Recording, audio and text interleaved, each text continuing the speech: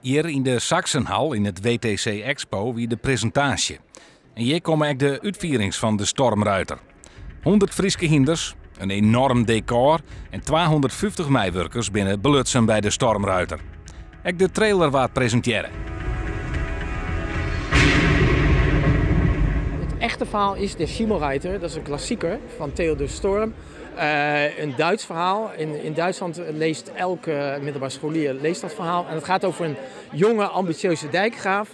En het gaat over een mysterieuze witte hengst die hij krijgt van rondtrekkende zigeuners. Nou, en daartussendoor ontspint zich eigenlijk een verhaal af. Wat gaat over onze strijd tegen het water. Het bouwen van de goede dijken. Maar het gaat ook over het ontstaan van dat schitterende Friese paardenras. On een maquette is te zien hoe grut het decor al in de wordt. Het spektakel bloot dan ook behind daar 15 voorstellings en alles op één plak. Een van de hoofdrolspelers is Annemaike Bakker.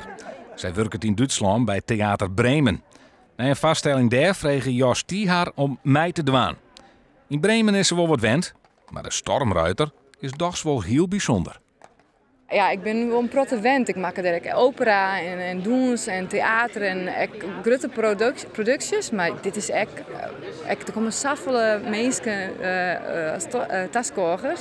Dat is wat ik nog niet meemaken. Nog niet. Dus het kriebelt al wel wat? Ja, een beetje nerveus word ik er wel van.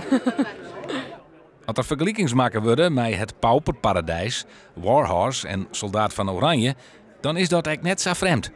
Kijk, we moeten nog beginnen natuurlijk. Het moet zich nog bewijzen.